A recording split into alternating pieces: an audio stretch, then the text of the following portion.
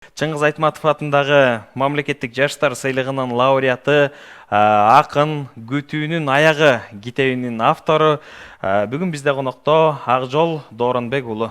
Саламатсызбы? Арыбаңыздар, кутман таң. Кош келипсиз. Көргөнүбүзгө кубанычтабыз. Мына келдик. бүгүнкү күндө биздин кыргыз элинин ыр-куржуну дагы куру эмес экенин, өнөр инсандарынын учу куру эмес экенин далилдеп келип олтурасыз. Жалпы элиңиз менен бир жакшы сөздөрүңүздү айтып амандашып алыңыз, келиңиз маекти баштайлы. Арыбаңыздар, урматтуу жалпы Кутман таң программасынын көрүүчүлөрү. Барыңыздарга кутман таң каалайбыз, арыбаңыздар. Ушул кутман таңыңыздар менен деп эфирге келип калдык. Баракелде. Акын ырга жакын дейт, анан ыр менен баштайлычы дароо. Бир ырыңызды окуп бериңизчи. Күн жана мен. Учур болот дүйнөм нурга бөлөнгөн. Учур болот дүйнөм таарып көнөргөн. Аланткени аалам күлүп, мен ыйлап, кубаныч кайгы менен кошо төрөлгөм. Күн чайыттайт, муң басылса түнөрткөн. Күн тутулат сүйүүм өссө жүрөктөн. Күн туулган мен жарыкка келгенде, күн түгөнөт мен көз жумган мөнөттөн. Баракелде. Жакшы, өтө керемет. Бүгүнкү күндө биздин студиябызга куру кол келбестен өзүңүздүн ырларыңызды ала келип, аны менен эле чектелбестен дагы жакшы жаңылыктарыңыз менен келип олтурасыз. Жаңылыкты жар салып баштайлы, келиңиз. Ушул азыр мен күн жана мен деген ырымды окуп кеттим. Ушул күн жана мен аталышында жеке чыгармачыл кечемди койгон турам. 18 апрель Токтогулот Абдымомунов атындагы Кыргыз Улуттук академиялык драма театрында 18:30 буюрса, ушул жалпы элге, ыр сүйүүчүлөрүнө мындай чыгармачылык отчет кылайын деп пландап атам. 18 апрель Бишкек шаарында, 25 апрель Ош шаарында Бабур театрында. Баракелде, бул демек сапарында улантат экен да. Ооба, эки шаарда биздин эки борбордо чыгармачыл кечени коеюн деп пландап атам. Канчанчы ирет же алгачкы десек жаңылышпайбызбы? Эми алгачкы чыгармачыл жеке чыгармачыл кече десем болот. Андан мурун чыгармачыл кечени коюп жүргөнбүз. Мисалы Күтүүнүн аягы деп ыр жыйнагымды чыгарганда мен Адилет Зарылбек уулу менен бирге чыгаргам. Анда биз Кош канат китеп деп чыгарып, экөөбүз презентация кылып, ошондо да Бишкек шаарында, Ош шаарында, Актала жергесинде чыгармачыл кече койгонбуз. Эми мунусунда өзүм жеке жалгыз чыгармачыл кечемди коеюн деп пландап атам. Анан эскерте кетүүчү нерсе, көпчүлүгү сурап калып атышат, кирүү акысыз. Баарын биз учак чайып тосуп алабыз, эшигибиз ачык. Ким каржылап атат алдында? Мындай болуп калды. Өтө жакшы экен, кирүү акысыз. Биринчиден чыгармачыл кече, поэзия кечелери мурун бир башкача форматта өтчү. Мен жаңы бир форматты сунуштайын деген ойдо турам азыр. Баары жандуу, жана Бетховен, Бах тардын музыкасын арттан коюп сопровождение болбойт. Бул жерде жандуу музыкалык аспаптар менен коштолуп, фортепиано, виолончель, скрипка менен коштоп, жандуу, эч кандай алып баруучусу жок, сөз мөсү жок, спектакль түрүндөгү кече коелу деп турабыз. Анан ушул бир тенденцияны баштасак, анын үстүнө Кыргыз Республикасынын мыйзамдарында жазылган, эгер чыгармачыл кече бир концерт иш-чара уюштурууда өткөрүлгөн жер бекер берилген, акысыз негизде берилген болсо, мен аны коммерциялык негизде пайдаланууга укугум жок да. Ошон үчүн дагы эми Жазуучулар союзу тарабынан, Маданият министрлиги тарабынан бул нерсе колго алынып, акысыз негизде берилген үчүн ушул акысыз негизде өткөрүп, биринчиден жана экспромттук жаңы форматты бир элге тартуулап көрөлү деп турабыз. Анан артымда эле менин калемдештерим, замандаштарым баары күтүп турушат. Буюрса анын артынан ушундай бир жаңы форматта кечелерди улантып элге бир башкача тартуулайм деп. Мисалы мурун жеке чыгармачылык кече өткөрүп 5-6 акын жазуучулар, белгилүү кишилер келип ырларын окуган болсо, мында мен жеке өзүм ыр окуйм сахнада. Андан сырткары менин оонду ырларым жаңырат. Ошол эле жана эл ичинде ырдалып жүргөн Бакырайымбы деген ыр бар эмеспи? Ошол ыр жаңырат. Ушул сыяктуу жеке менин гана чыгармачылыгыма тиешелүү ырлар окулуп, оонду ырлар ырдалат. Жакшы. Сонун өзгөчөлүк бурулуштар бар экен десек жаңылышпайбыз. Буюрса. Андыктан жалпы көрүүчүлөрүбүздү ооз толтуруп эле демек чакыра берсек болот экен.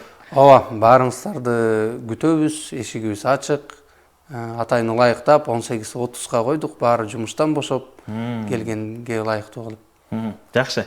Анан эми ыр сүйүүчүлөргө дагы бир ирет мына ушул китептен ыр окуйлу. Анан китептен ыр окуурдун алдында аталышына бир аз токтололу. Күтүүнүн аягы. Күтүүнүн дагы аягы болот экен да көрсө. Бул нерседи табышмактуу кылып койгонго аракет кылганбыз. Себеби күтүүнүн аягы, үмүттүн аягы эч качан болбойт. Мен чек коюлган экен деп атпаймынбы? Ошо. Эч качан чек коюлбайт. Ошол эле мен аталыштарды да жакшы көрөм. Мисалы күн жана мен деп аталып калган себеби дагы бул биздин төбөбүздөгү күн эмес. Бул жашообуз. Адамдын күнү бүтпөсүн дейт. Ооба. Ичер суусу күнү бүтпөсүн деген сыяктуу. Өр күнүм бар экен деп, Бул өмүр деген эле маанини түшүндүрөт. Кыргызда эч качан күн бир эле маанини түшүндүргөн эмес да. Ушул сыяктуу буюрса анын баарын табышмагын, сырынын баарын кечеден көрсөтөбүз. Жакшы. Келиңиз эми. Бир кайсыл ыр көзүбүзгө урунар экен? Эми мен апалар жөнүндө ыр окуп кетсем туура болчудай. Жакшы болот. Мен да ушул айда төрөлгөм, ушул жарык дүйнөгө ушул айда келгем. Өтүп кеттиби же келатабы? Келатат, аз калды. Жакшы, алдын ала куттуктайлы келе жаткан өздүк майрамыңыз менен. Рахмат. Анан ушул менин жарык дүйнөгө алып келген апама арналган ырды окуп берейин. Жакшы. Апама, эсиңдеби? Алгач мектеп босогосун жан балам. Аттаганы жатат эх деп сүйүнүп. Апакай азем көйнөк кийинип. Тынч албаган мени колдон жетелеп, баратканда сөз айтканмын эркелеп. Апау, барбай эле койсоң кантет мен менен? Эмнеге? Тетигинин апакеси чаардайган, курсак экен десе чыгып маңдайдан. Уят эле болом капоо мындайга, күлөт достор жакпай калам кыздарга.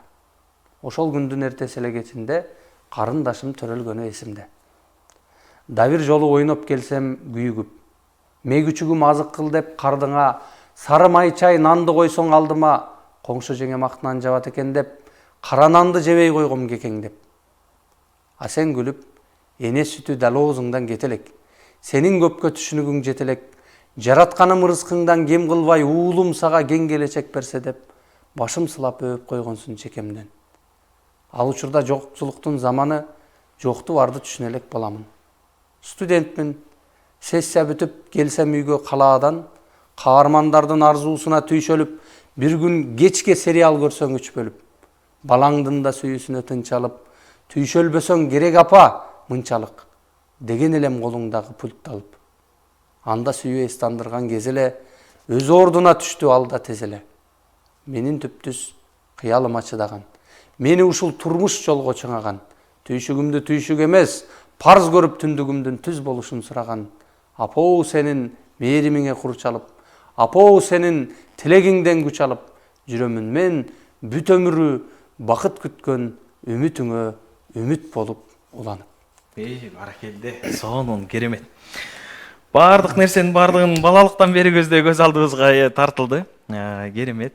Анан баягы арбын кеп айтылат эл ичинде. Ушу ырлардын баары, чыгармалардын бардыгы жаз, мекен, аялзат көбүн эсе. Анан аталарды эсиңерден чыгарган жоксуңарбы деп арбын суроо берип калчу эле. Улуулар ал жагына кандай жооп беребиз? Барбы? Аталар жөнүндө албетте. Мен алгачкы ыр жыйнагымды чыгарганда менин бизде тууган урукта таарыныч болуп, атасын эстеп койбойбу? Бул бала кандай бала? Атанын деген уулу сөз деп, болгон. Анан атама деп ыржастым эле, атама окуп берейин, Жакшы болот. Атама, басканымда көзүм, кашым. Атама, басканымда үнүм, көзүм каш кабак. Бар турпатым сен экени байкалат. Жакшы атанын уулу болуп өзүңдөй, жашайм кайра өмүрүңдү кайталап. Сенин каның дене бойдо жүгүрүп, сенин демиң мүнөзүмдөн билинип, ата, сенин ак сөзүңдөн тайбаган адам болдум намысарым тирилип. Канча азапка турсун жүрөк тилинип, канча артса да түйшүк жүгүн түрүүлүк. Жаратканга анан ушул жалганда, жалгыз сага башым дием бүгүлүп. Сен кеңешчим, сен колдоочу пиримсиң, сен тамырым, сен уютку дилимсиң. Сендик жүрөк менде соксо чарчабай, мен ыр жазсам, доордун үнүн кайталай. Биз көксөгөн зор адамдык сапаттар, биз көксөгөн чынчыл адал сапаттар, биз жашаган олку солку замана, бабалардан калган рухий насаттар. Келечекке ураан болуп туюлсун, бар үмүтүң баян болуп туюлсун. Бар үмүтүң аян болуп туюлсун, баян болуп ырларымдан угулсун. Баракелде, сонун. Керемет. Жалпы аталардын урматына жаңыр десек жаңылышпайбыз. Анан эми Элмира акабыздын жазганы бар эмеспи? Кайран акын кадырыңды ким билет? Кайра сени айтышабы жинди деп. Бир ыр үчүн бүт өмүрүң арнайсың, бир окурман табасың же таппайсың деп ансыңарындай мына ушул түйшөлгөн акындар ар бул нерсе айылдан чыгарына маалым. Баарыбыз билебиз. Өзүңүздүн баягы ата энебизди сөз кылып калдык. Киндик кан тамган жерди бир аз эске салып өтөлү келиңиз. Ушул жерде бир кызыктай, мен дайыма айтып коем, кызыктай абалда калам.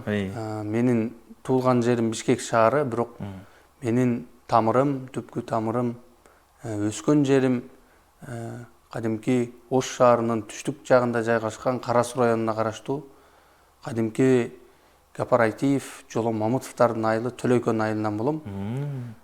Ошол Ак Бура суусунун жээгинде өскөн жигитмин. Баягы ошол айылдын табигаты дагы бир таасир этет деп коет. Балким ошондонбу, ким билет. Айтор ордол Ош шаарынан төрөлгөм, Ош шаарынан болом, бирок Бишкектен кандайча төрөлүп калган билбейм деңиз. Ушул ата-энем дагы сонун кылып айтып беришет. Бул бала студент кесибиздеги бала депчи. Мен ата-энем студент болуп, ушул Бишкек шаарында студент болуп, акыркы курстарда жүргөндө төрөлүп, анан Ош шаарында өсүп, ошол Ош шаарынын четинде Төлөйкөн айылында Ош шаарында өсүп, эми үйдүн улусу экенсиз демек. Үйдүн улусумун, ооба. Анан азыр ушул кайра Бишкек шаарына келип окуп, баягы Ош шаары менен, Ош менен Бишкек менен жана айрылгысы эки канаттай болот кээде. Ооба. Бишкекке келип Ошту сагынып калабыз, анан Ошко барып кайра Бишкекти сагынып калабыз дегендей. Жакшы. Сары өзөн пейилигенен Сары өзөнчү кимди гана батырган жок.